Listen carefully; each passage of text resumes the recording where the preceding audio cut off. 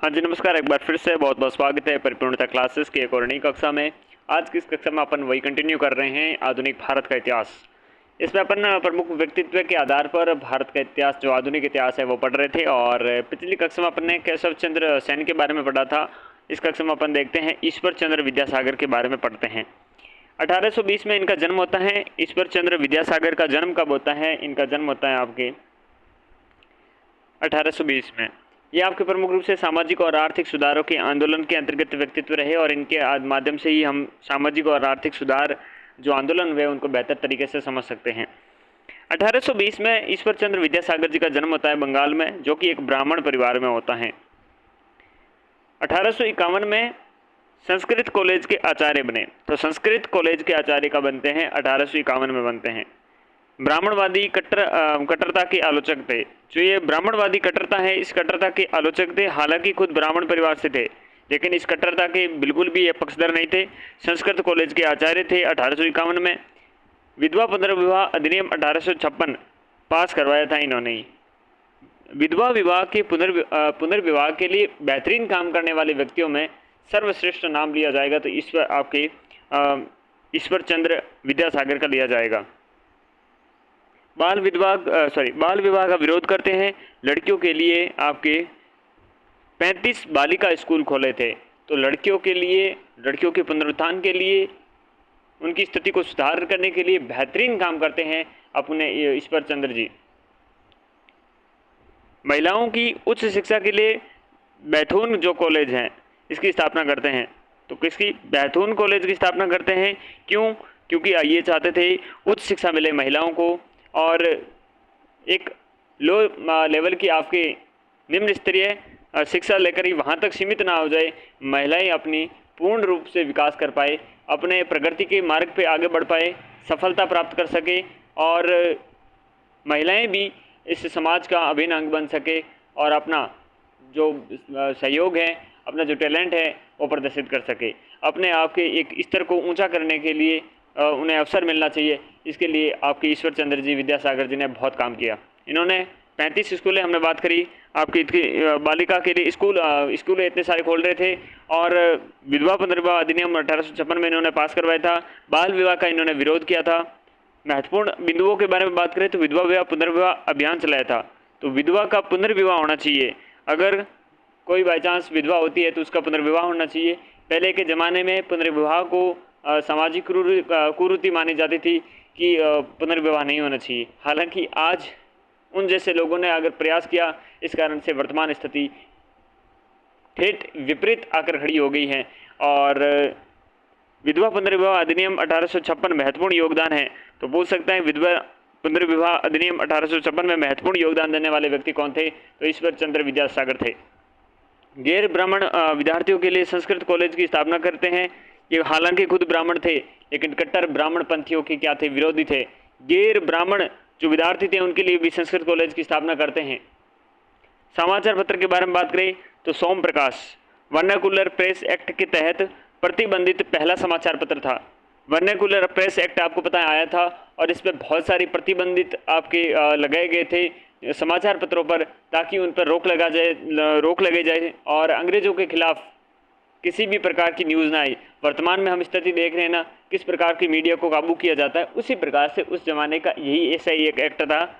हालांकि वर्तमान में कोई एक्ट नहीं लाया गया है, लेकिन अंदरूनी तौर पर ही आपको किस प्रकार से कंट्रोल किया जा रहा है, वैसे ही वर्नाकुलर प्रेस एक्ट लाया गया था, ताकि समाचार पत्रों पर आपकी क्या पूर्ण रूप से आपके प्रतिबंध लगाया जा सके, उन पर आपके सख्ती लगाई जा सके। तो इनके समाचार पत्र था पहला समाचार पत्र जो प्रतिबंध होता है इस प्रेस एक्ट के अंतर्गत, वो था सोम प्रकाश, और इसका संबंध था आपके सोम प्रकाश, और इसका संबंध किससे था? ईश्वर चंद्र विद्यासागर से था।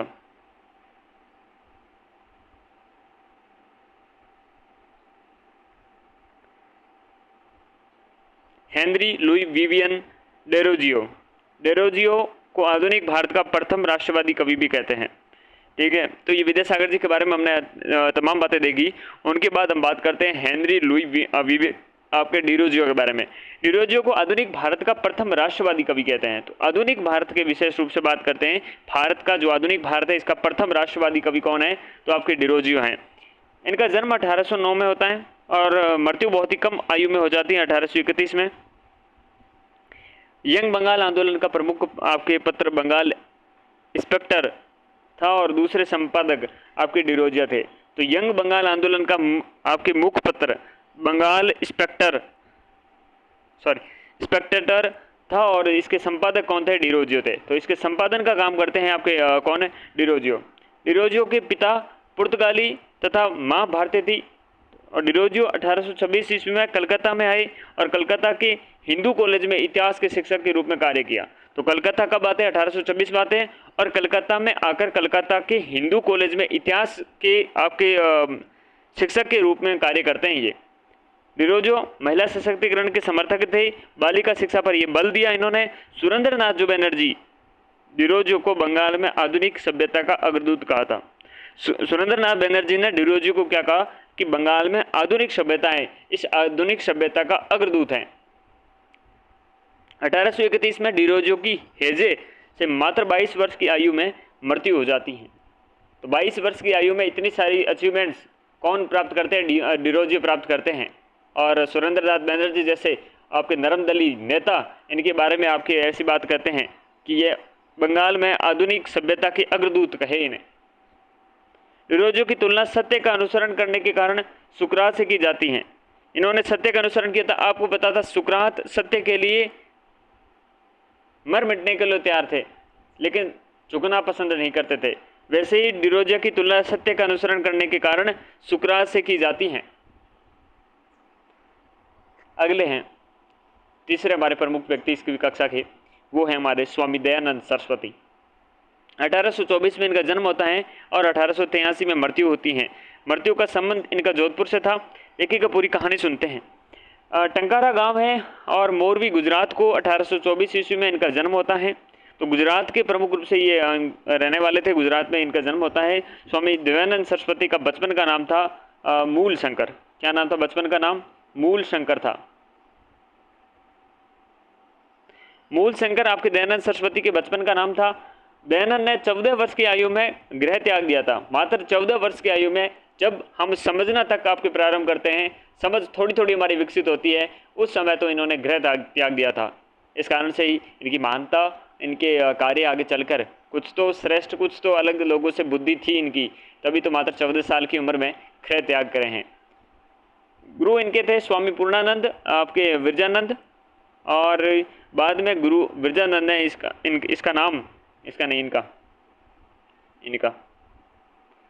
इनका नाम स्वामी दयानंद सरस्वती रखा। तो मूल नाम तो क्या था? शंकर था। बचपन का नाम मूल शंकर, हाँ ठीक, मूल शंकर था। और नाम फिर स्वामी दयानंद सरस्वती कौन रखते हैं? गुरु आपके विरजानंद रखते हैं। गुरु विरजानंद रखते हैं। स्वामी दयानंद आपके स्वशासन को विदेशी शासन से अच्छा मानते हैं। उनका मानना था, ये स्वशासन के आपके पक्षधर थे। ये मानते थे कि स्वशासन विदेशी शासन तो भाई अच्छा है। और स्वामी दयानंद जी स्वशासन को पक्षधर होने के साथ में उनका मानना था कि बुरे से बुरा देसी राज्य अच्छे से अच्छे विदेशी राज्य से अच्छा है। तो ये मानते थे कि चाहे कितना भी बुरा हमारा आपके स्वदेशी शासन हो जाए, कम से कम विदेशी जो शासन है उससे तो बहुत बहुत बेहतरीन है।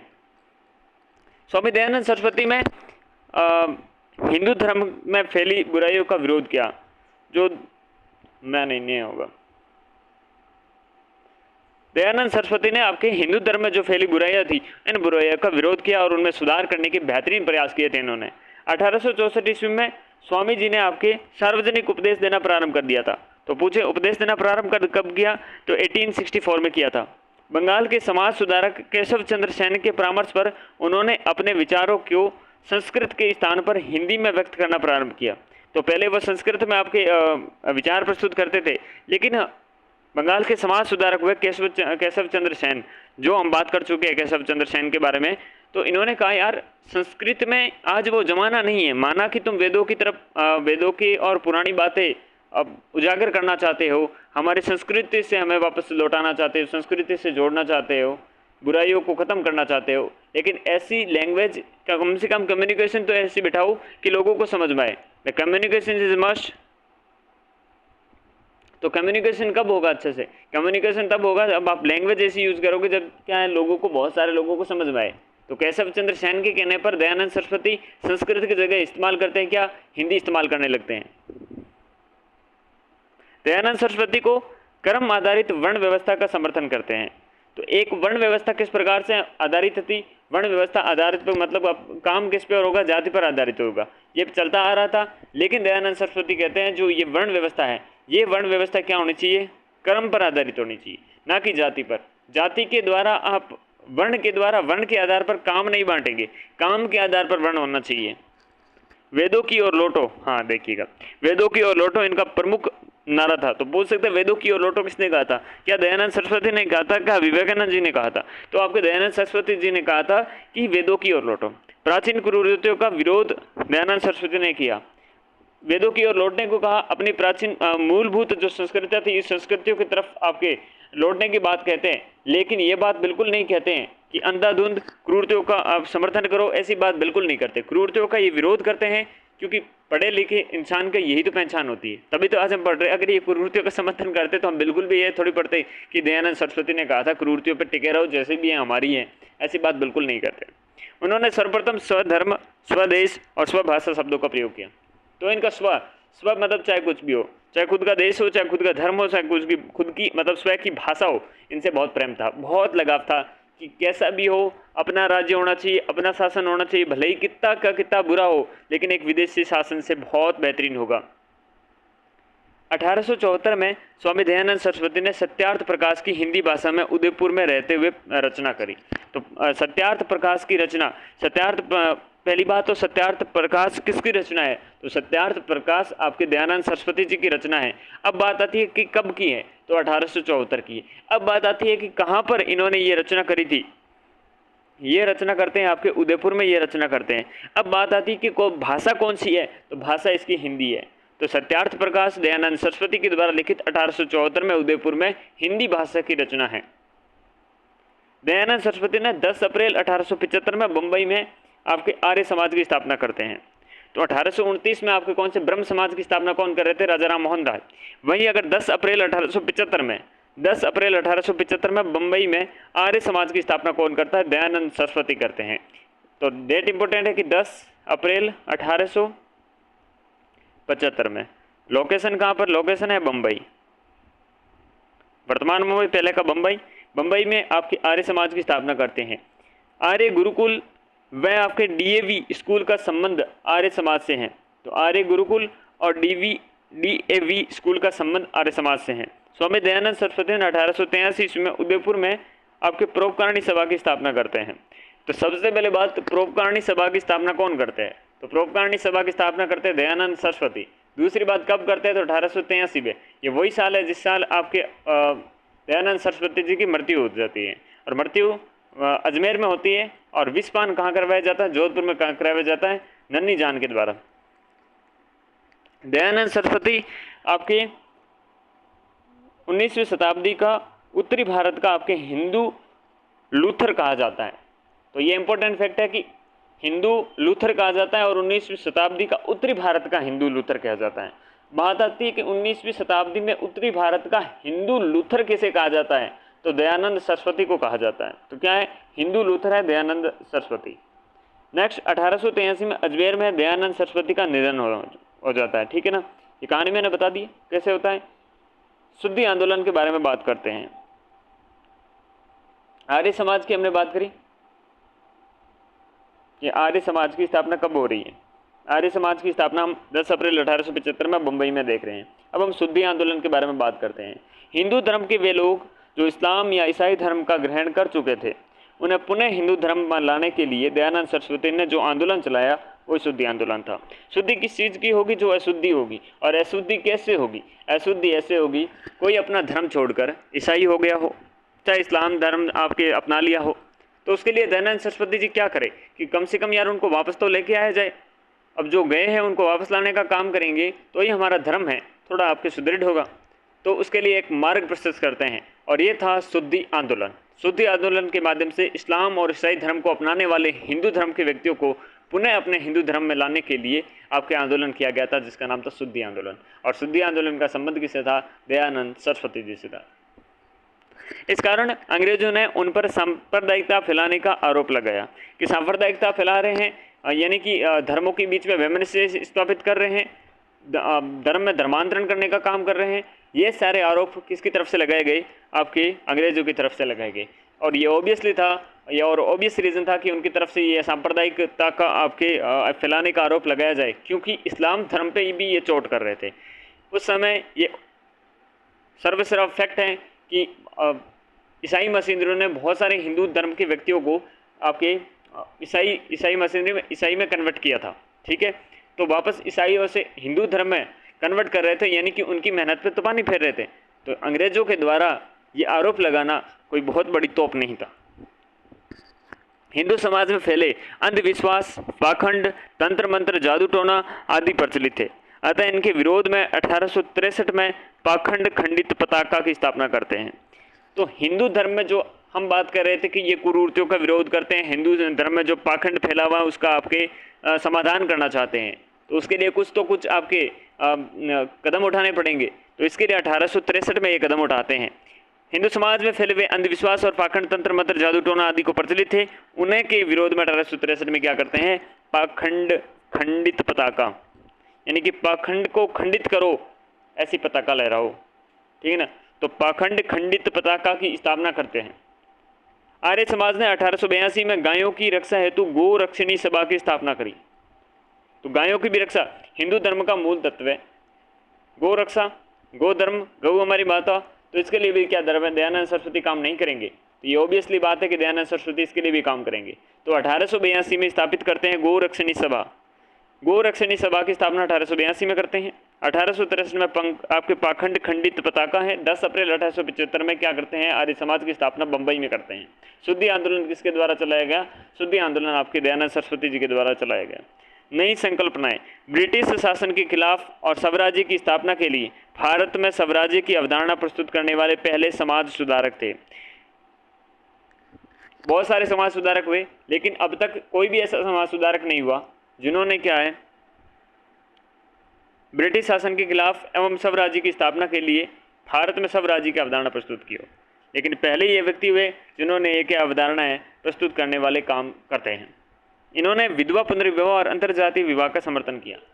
तो ये इनकी आपकी मैच्योरिटी दिखाती है कि ये जो पुनर्विवाह है और साथ में अंतरजातीय विवाह, यानी कि जो जातिगत जो मतभेद हैं, आपके जो आपस में भेद है, जाति पांति का भेद है, इसे समाप्त करने का कार्य करते हैं। तभी तो हम बात करते हैं कि ये कुरीतियों का अंत करने का काम करते हैं।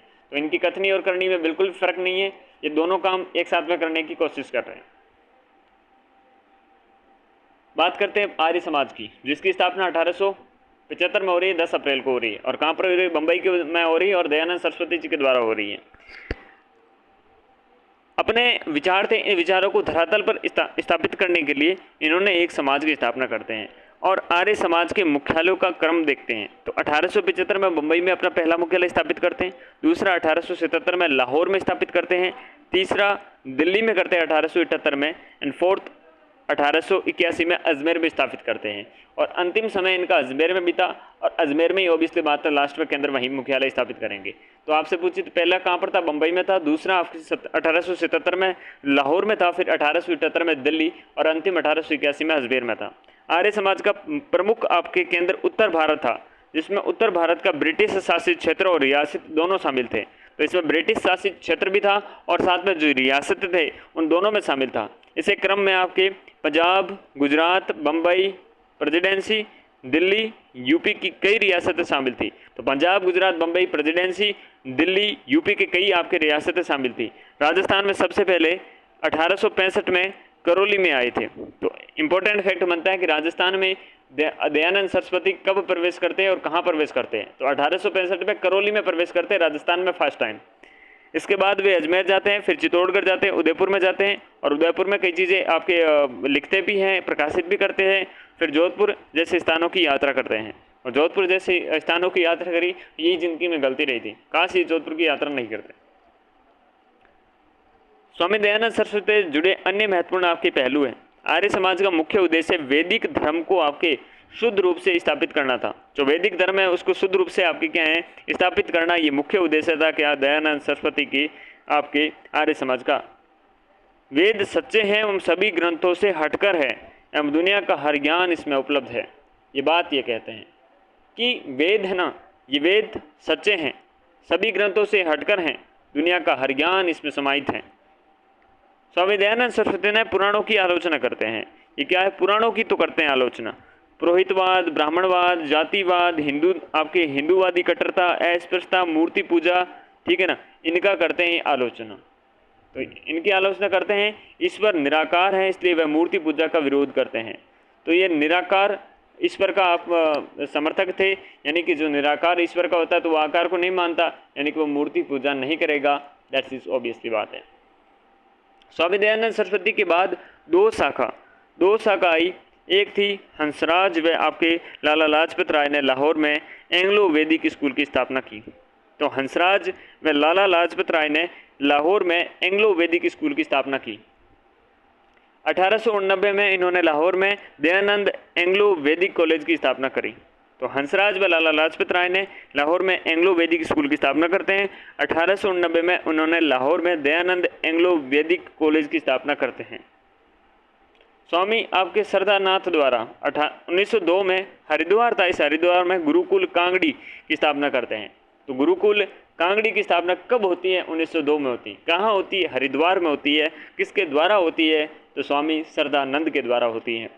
वैलेंटाइन चिरोल ने आर्य समाज को भारतीय अशांति का जन्मदाता कहा।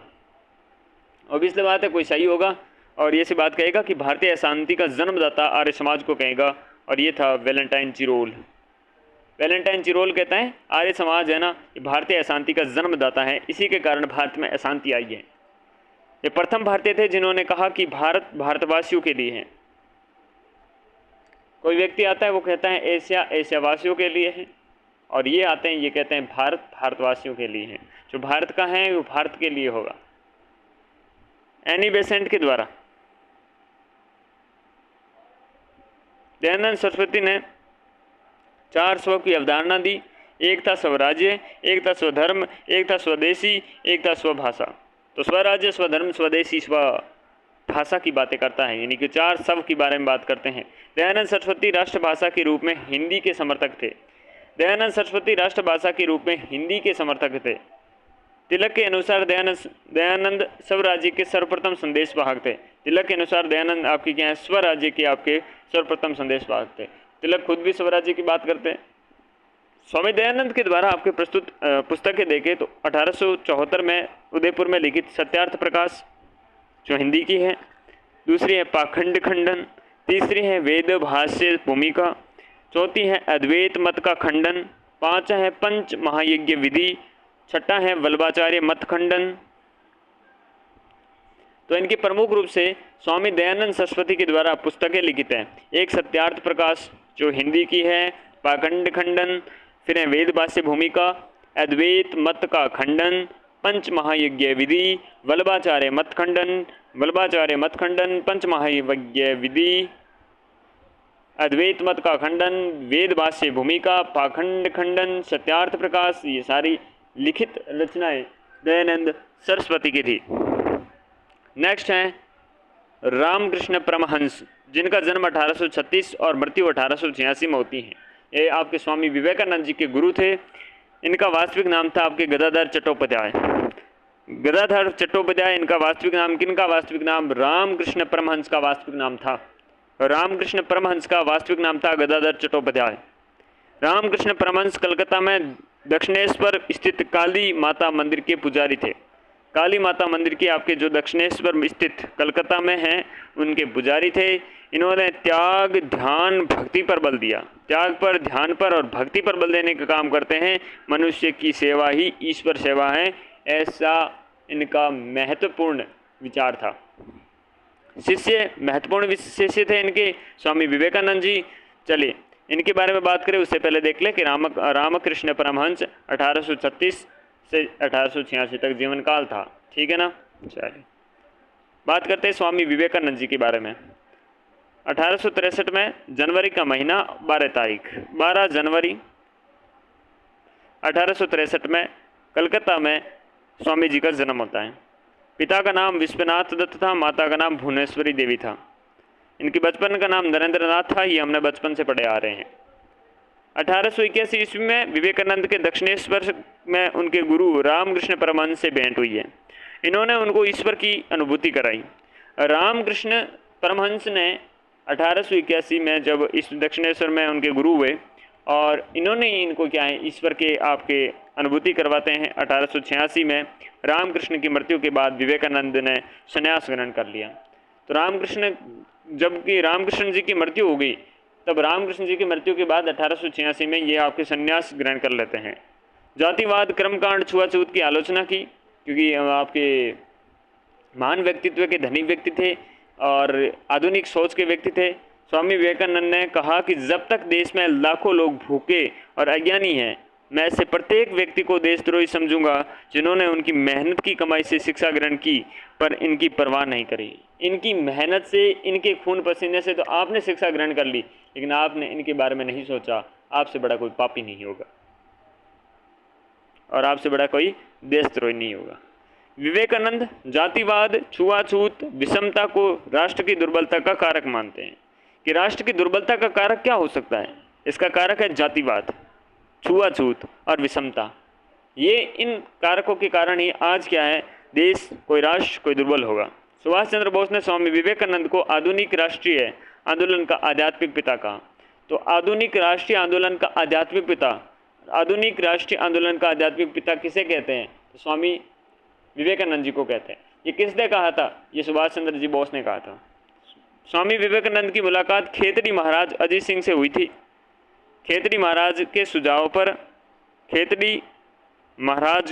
सुझाव पर अपना नाम नरेंद्र नाथ दत्त से बदलकर स्वामी विवेकानंद रख दिया था। 1893 में अमेरिका के शिकागो में संपन्न विश्व धर्म सम्मेलन, जो 1893 में हुआ था, सभी धर्मों की एकता के विषय में कहा। 1896 में वेदांत सोसाइटी की स्थापना न्यूयॉर्क में की थी। तो न्यूयॉर्क में वेदांत सोसाइटी की स्थापना करते हैं, 1896 में करते हैं। कौन करते हैं? स्वामी विवेकानंद करते हैं। विवेकानंद ने अपने गुरु के नाम पर 5 मई 1897 में वेलूर, जो कलकत्ता में है, रामकृष्ण मिशन की स्थापना करते हैं। तो 1996 में न्यूयॉर्क में आपके क्या है, स्थापना किसके कर रहे थे? वो स्थापना थी आपके वेदांत सोसाइटी की। वहीं आपके 5 मई 1897 में रामकृष्ण मिशन की स्थापना करते हैं वेलूर, कलकत्ता में, अपने गुरु के नाम पर। सिस्टर निवेदिता विवेकानंद की शिष्या थी, जिसका मूल नाम आपके मार्गरेट नोबेल था। मार्गरेट नोबेल जिसका क्या था? मूल नाम था। सिस्टर निवेदिता, निवेदिता क्या थी? शिष्या थी। प्रमुख पुस्तकें थी राजयोग, कर्मयोग, वेदांत फिलोसफी। तो क्या राजयोग, कर्मयोग और वेदांत फिलोसफी क्या थी? इनकी प्रमुख पुस्तकें थी। भाषणों का संग्रह इनका lectures from Columbus to Almora, ये भाषणों का संग्रह है। ये भाषणों का संग्रह मिलता है आपके किसमें? Lectures from Columbus to Almora. Lectures from Columbus to Almora. Vedanta philosophy, Karmayoga और आपकी राजयोग इनकी पुस्तकें थी।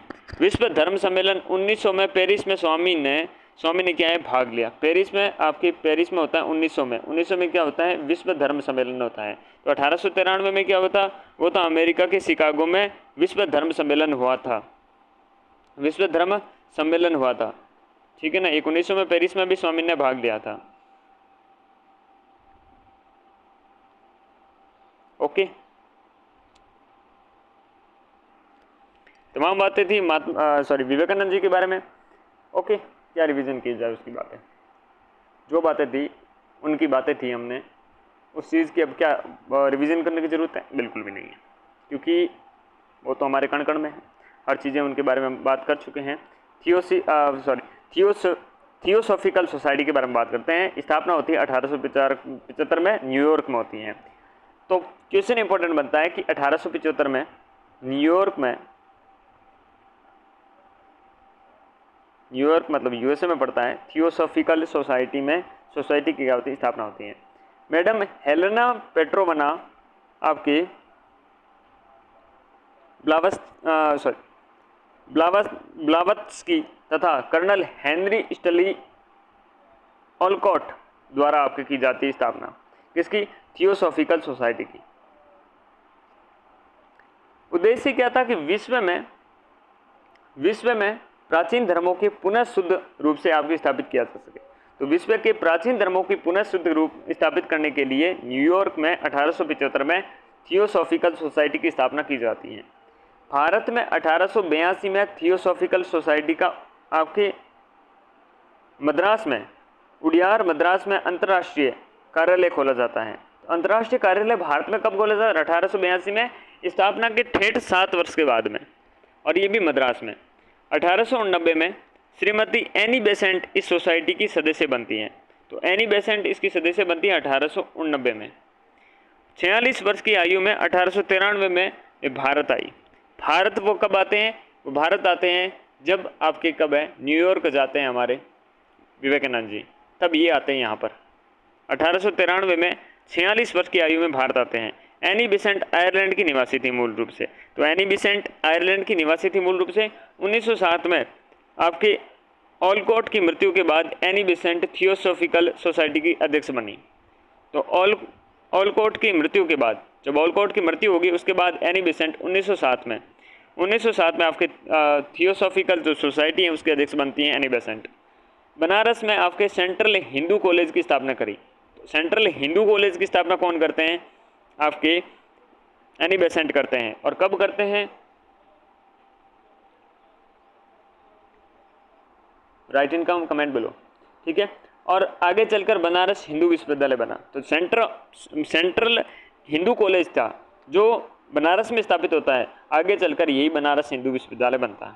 थियोसॉफिकल सोसाइटी पुनर्जन्म व कर्म के सिद्धांत पर मान्यता देती थी। तो पुनर्जन्म और कर्म है, इस कर्म और पुनर्जन्म के सिद्धांत पर आपको मान्यता देती है। बनारस में सेंट्रल हिंदू कॉलेज की स्थापना होती है एनी बेसेंट के द्वारा, या मान सकते हैं थियोसॉफिकल सोसाइटी के द्वारा। आगे चलकर बनारस हिंदू विश्वविद्यालय बनता है ये 1907 में। आपके एनी बेसेंट है, ऑलकॉट की मृत्यु के बाद आपके क्या बनती है? अध्यक्ष बनती है। आयरलैंड की मूल निवासी थी, भारत में 1893 में आती है। और ये जुड़ती कब है? इससे जुड़ती है 1889 में। 46 वर्ष की आयु में भारत आती है, ठीक है ना। 1882 में आपके थियोसॉफिकल सोसाइटी की अंतर्राष्ट्रीय कार्यालय भारत में खोला जाता है। ओके, नेक्स्ट आगे बढ़ते हैं। इस संस्थान ने बाल विवाह और जातिवाद का विरोध किया था, विधवाओं की दशा सुधारने का प्रयास किया था। तो इस संस्थान ने क्या किया था? बाल विवाह और जातिवाद का विरोध करते हैं। एनी बेसेंट ने आयरलैंड की होम रूल के नमूने पर भारत में होम रूल लीग के आंदोलन का नेतृत्व किया। एनी बेसेंट जी ने आपके आयरलैंड के जो होम रूल था इसके नमूने पर भारत में होम रूल लीग के आंदोलन का नेतृत्व किया। 1917 में कांग्रेस की प्रथम महिला अध्यक्ष बनी। तो कांग्रेस की प्रथम महिला अध्यक्ष कौन बनती है? 1917 में आपके ठेठ आपके अध्यक्ष बनने के 10 साल के बाद क्या बनती है? कांग्रेस की अध्यक्ष बनती हैं। मैडम एनी बेसेंट ने गांधी जी को भारतीय राजनीति का बच्चा कहा। भारतीय राजनीति का बच्चा है ये मैडम एनी बेसेंट ने गांधी जी को कहा था। इनका समाचार पत्र था न्यू इंडिया और आपके कॉमनवेल्थ, ये इनके समाचार पत्र हैं, न्यू इंडिया और कॉमनवेल्थ। ओके, ये थे एनी बेसेंट जी और इनका ये जो सोसाइटी है थियोसॉफिकल आपके सोसाइटी। डन, सही है। नेक्स्ट है अपने महात्मा ज्योतिबा फुले। महात्मा ज्योतिबा फुले, ज्योतिराव गोविंदराम फुले, ज्योतिबा फुले ने निम्न जातियों के कल्याण के लिए 1873 में सत्य शोधन समाज की स्थापना करते हैं।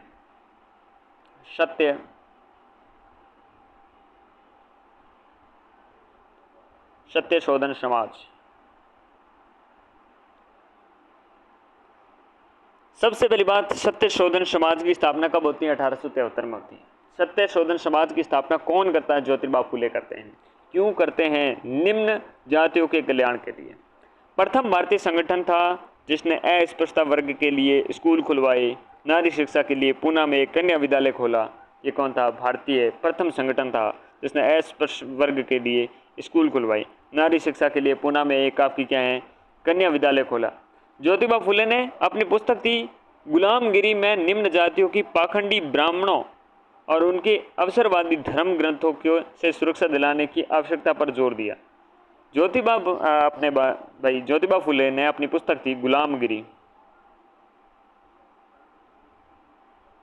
इनसे भाई बहुत लोगों की मिर्ची लगी थी, ठीक है ना, इनसे बहुत ही लोगों को मिर्ची लगी थी, क्योंकि इनकी बात ही ऐसी थी। निम्न जातियों को जो पाखंडी ब्राह्मण हैं और उनके अवसरवादी धर्म ग्रंथ है, उनसे सुरक्षा दिलाने के लिए आवश्यकता पर जोर दिया था, ठीक है ना। और ज्योतिबा ने भारतीय राष्ट्रीय कांग्रेस के नेताओं के कमजोर वर्गों के लोगों के हितों की अनदेखी करने के लिए आलोचना की थी। ये कांग्रेस की आलोचना करते हैं किस चीज़ के लिए, कि इनके नेता कमज़ोर वर्ग हैं, उन कमज़ोर वर्गों के लोगों की हितों की अनदेखी कर रहे हैं, इसके लिए करते हैं ये आलोचना।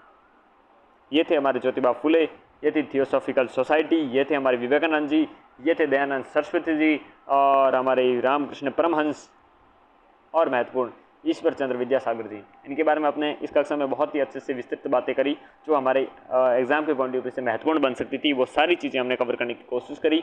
अगली क्लास में अपन स्टार्ट करेंगे राष्ट्रीय आंदोलन का अंतिम चरण, जो था महात्मा गांधी और राष्ट्रीय आंदोलन 1919 से लेकर 1947 तक की कहानी।